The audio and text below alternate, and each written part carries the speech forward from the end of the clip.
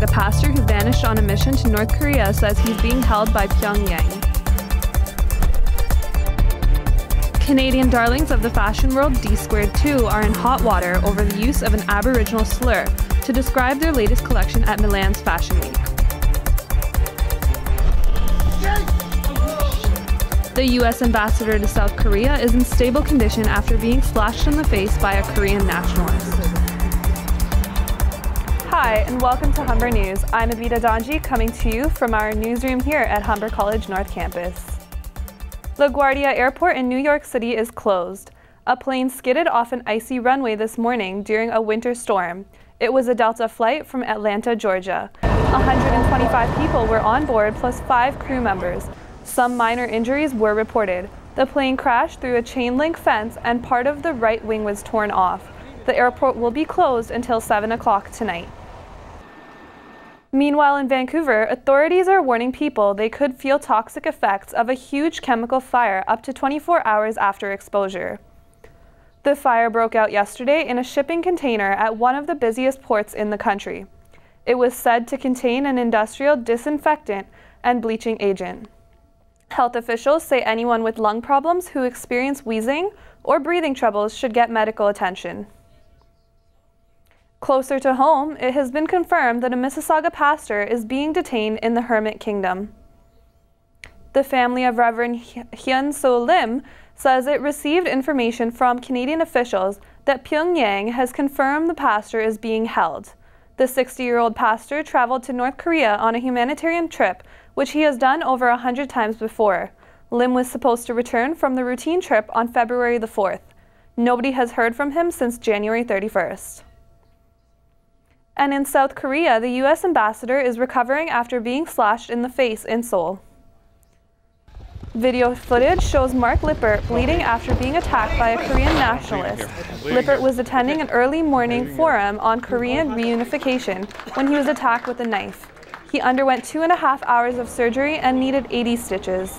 In 2010, the suspect tried to attack the Japanese ambassador to South Korea with a piece of concrete. The Ukrainian flag is flying at half-mast today. The Ukrainian president announced an official day of mourning for the 32 miners killed in yesterday's explosion. Authorities say there's still one person unaccounted for. The Ukrainian parliament held a minute of silence for the miners. Canadian-born fashion designers are causing an uproar over their latest collection at Milan's Fashion Week.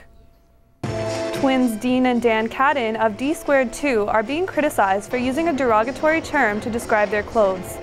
The duo labeled their Indian-inspired collection D-Squaw, a slur for Aboriginal women.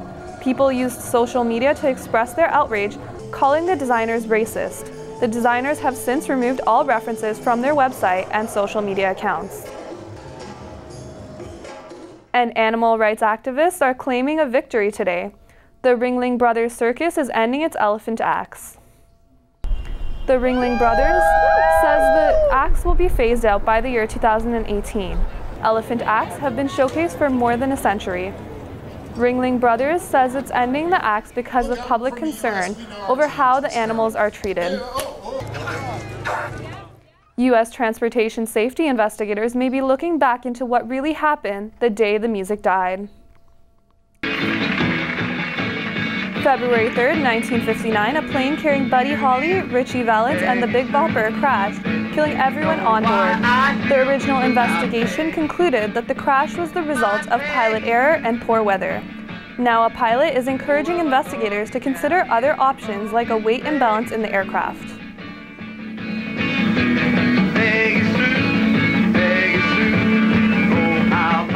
An update now about a story we told you about last week. Someone is now the proud new owner of this beauty.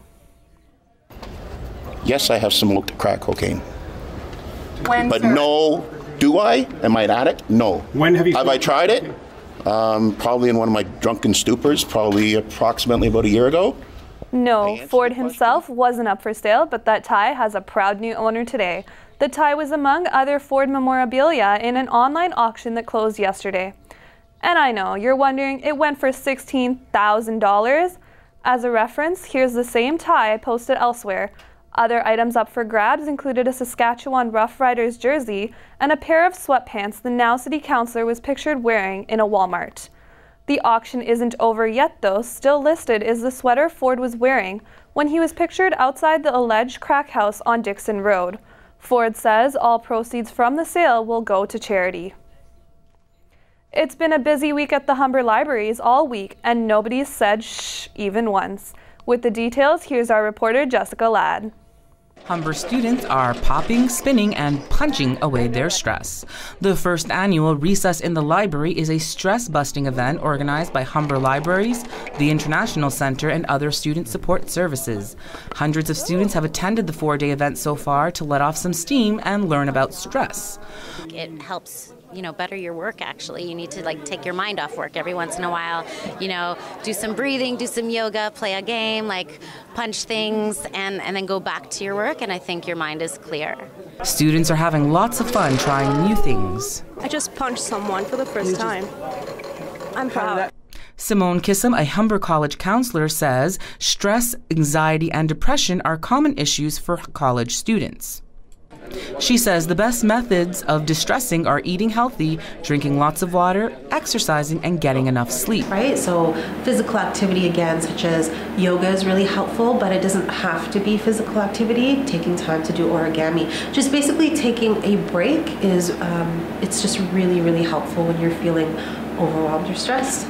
Humber provides lots of support through counseling services for students in need of dealing with their stress. Jessica Ladd, Humber News. Down at Lakeshore campus, students are punching and posing to prove who runs the world, girls. HSF is celebrating International Women's Day. Humber News reporter Kendra Hamilton is there live checking out the scene. How's it going down there, Kendra? It is going great down here, Vita. There have been activities running since about 11 o'clock this morning. It's an entire day devoted to promoting female strength, and I am loving it. HSF has organized yoga and kickboxing sessions for students to participate in throughout the day. The classes are all being taught by female instructors. And for those who don't want to break a sweat, there are free massages to help them relax and let go of their pre-exam stress. Students can also enjoy free tea, snacks, and music by DJ Lindsay. HSF says the event is meant to empower women and give them the recognition that they deserve.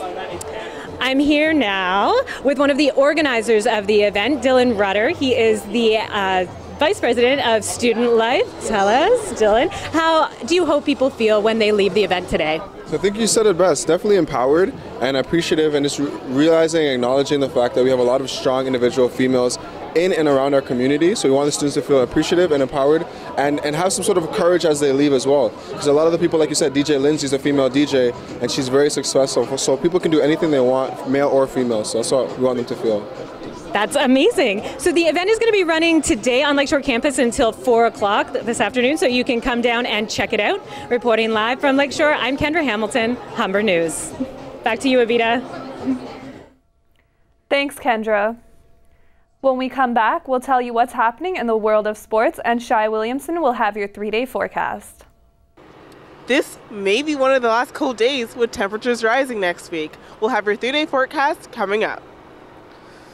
But first, the final day of the Chinese New Year holiday is lighting up the dark winter skies. It's the annual Lantern Festival featuring lanterns in all shapes and sizes, including fantasy characters and animals. The annual festival is celebrated on the 15th day of the first month of the lunar calendar and marks the last day of the Chinese New Year holiday.